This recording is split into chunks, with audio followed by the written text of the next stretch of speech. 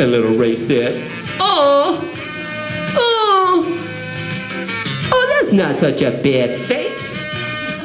Hey, you know what? I like my nose, and I like my lips, and I like my hair. As a matter of fact, I love all of myself. Magic mirror, what's the perfect symbol of love? Oh, the mirror went way up into the sky and way back down and said, well, for you, little Ray, who loves the nose you're born with, and who loves the lips you're born with, and who loves the hair you're born with, for you, the perfect symbol of love is, and he whispered it in his ear.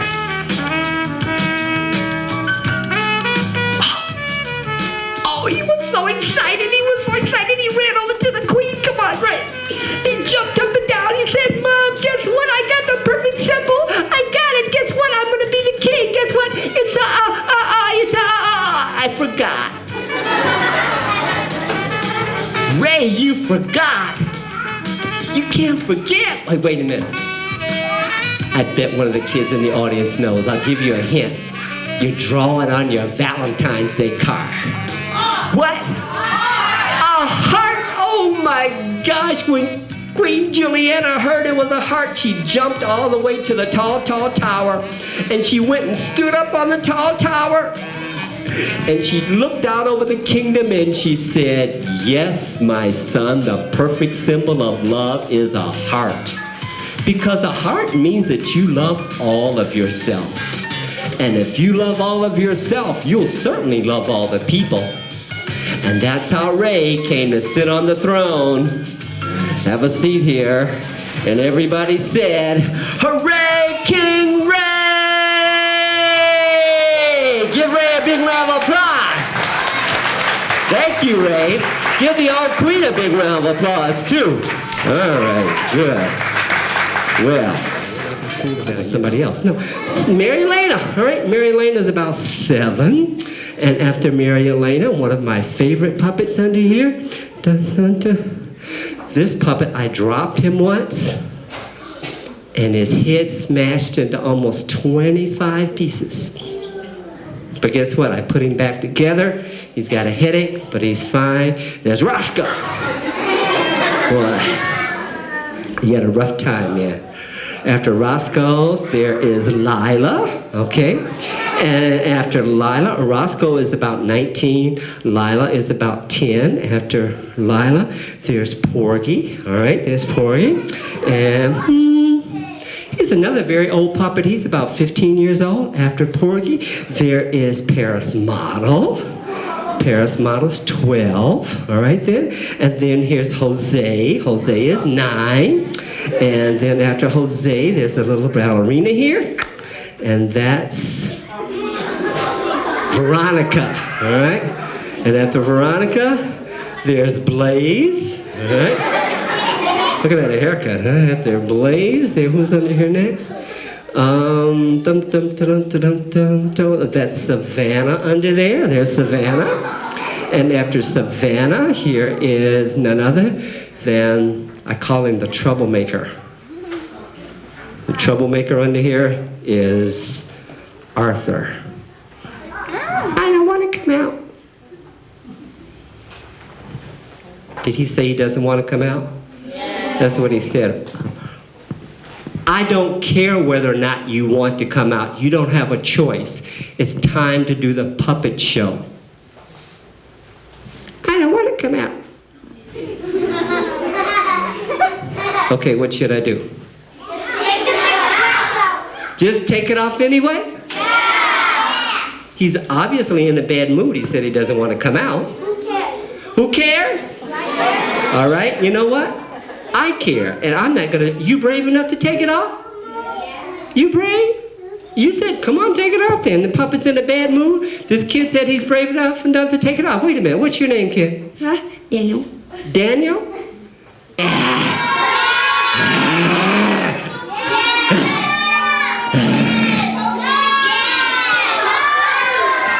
Boy, oh boy, I can't get rid of these kids. Well, I think I'll be here all day trying to get rid of these kids. Street USA Puppet Theater. Bye, everybody.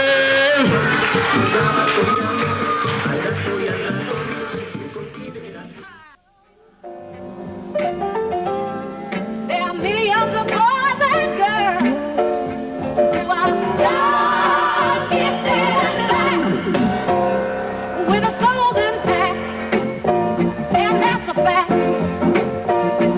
You are young. The Tuskegee Airmen story is something we behold and love.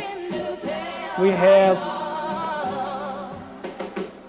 enough funds to give 60 $1,500 scholarships away each year to deserving young men and women coming out of high school, to give them that boost.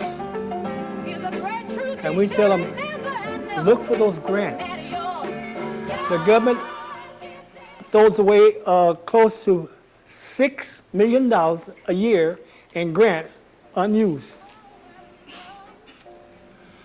All you have to do is apply yourself. And I mean from the youngest to the oldest. Apply yourself. Don't let nobody stop you. I'm still learning. These youngsters, you know, they put a new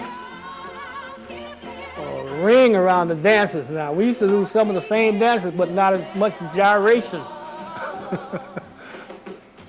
And I keep telling them, keep your mind clear and keep it thinking and learning, because you can never know when somebody's going to ask you a question. But anyway, let me get back to Tuskegee Airmen. I know you're tired of me telling these old fogey stories.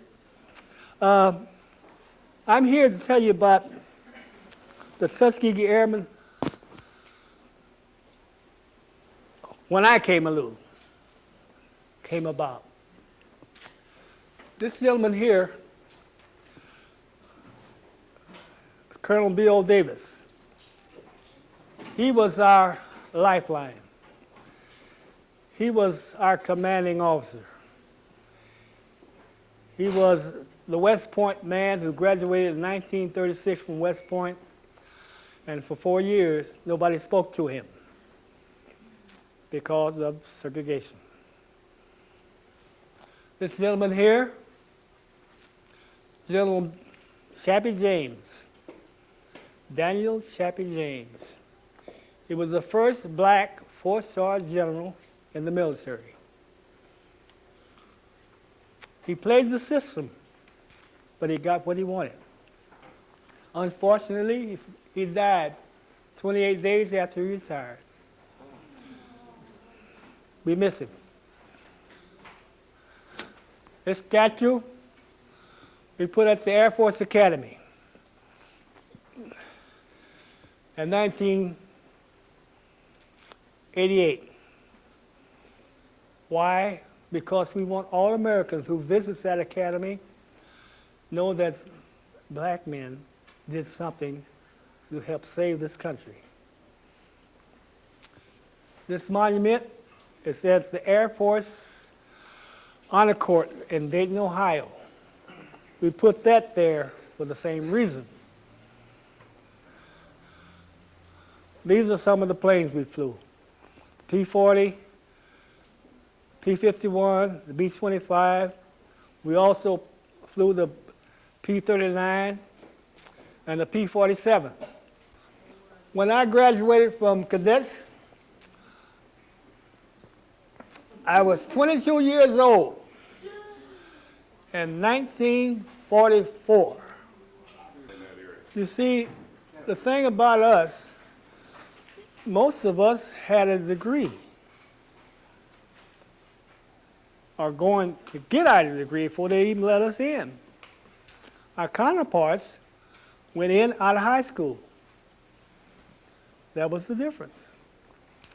The 99th, before they shipped them overseas, each pilot had an average of 240 hours in that P-40. He could outfly everybody because that's all we did was train.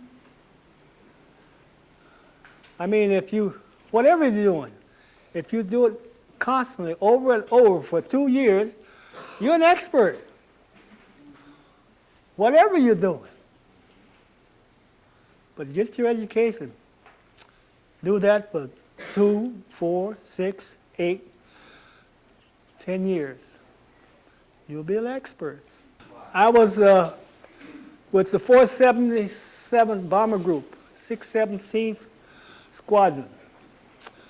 And when the group got back, I flew the P-47. Then I've been flying planes ever since. The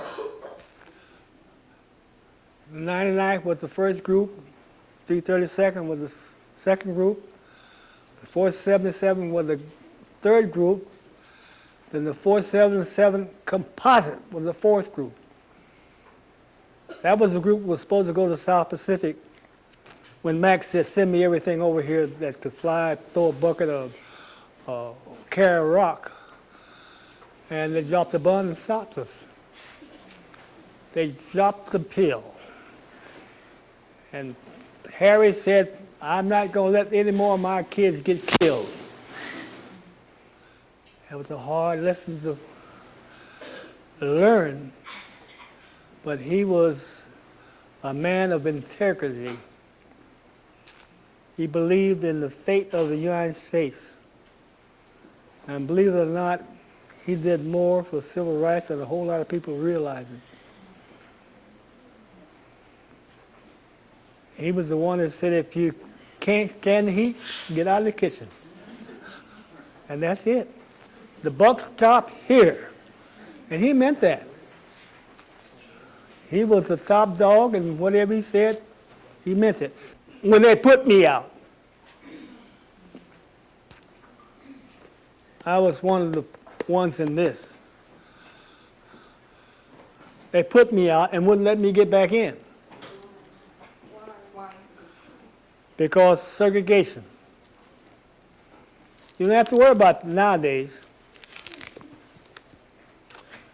But when they put me out, I was one of the 162 black officers that got arrested for going in the White Officers Club in 1945. He didn't tell you they tore up the club. We didn't tear it up because they had a major standing at the door.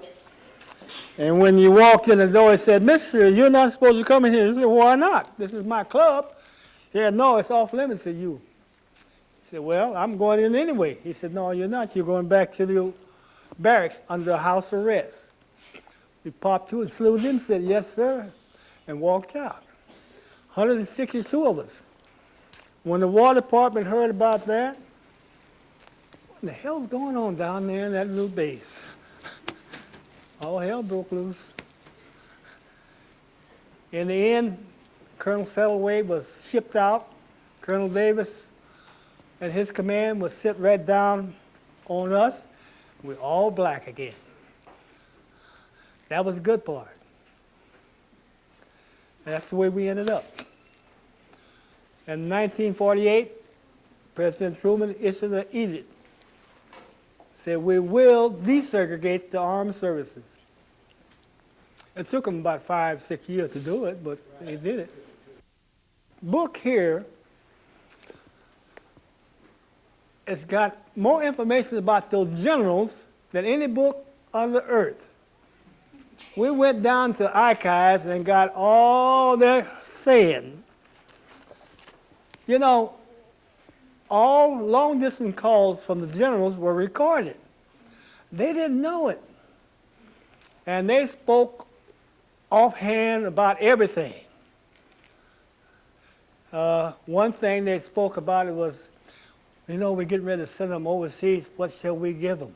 What kind of planes? One suggested, well, let's give them the new A-26. The B-26, that's what it is. B-26. That's where one pilot is in the plane. He said, no, we can't do that. They'll come back with all them ribbons and we won't be able to control them. That's stupid, but that's what it says in here. One of our guys, Jim Warren, he stayed in and made a lieutenant colonel. He was a navigator with us. But he stayed in and got his wings and retired a lieutenant colonel. He went down the archives and he had a book that thick. And when he ended up, he had this. All true facts. They call us heroes. We weren't heroes. We were just somebody who wanted to do a job. We had never lost a bomber to enemy fighters while we were escorting. This is the group shooting down the 262 jets. It was 8 shot down during the war. We got 4 of them, but we never got credit for it. There was a saying back in World War II, there would not be any minority heroes. No minority, whatever group it was, got the Medal of Honor in World War II. There's also a saying, and it's a fact, after all the mistreatments the blacks have over the years, there has never been a black traitor to this country. Never. We love this country. It's my country. I won't do anything to mar my citizenship. I flew the F-4 jet. I flew the 727 jet. I flew the 747 jet. But they won't let me fly anything else. They say it costs too much. So when you came out of there, you were officer? Officer and a gentleman. And So what, it said Congress. what rank did, well, what's the highest rank you had? Second Lieutenant? Great. Were you in strictly a black unit, or was it It was strictly integrated? all black. Tuskegee Airmen was all black until they integrated the bomber, see? And when he tried to segregate us, we told him you had to be losing his mind.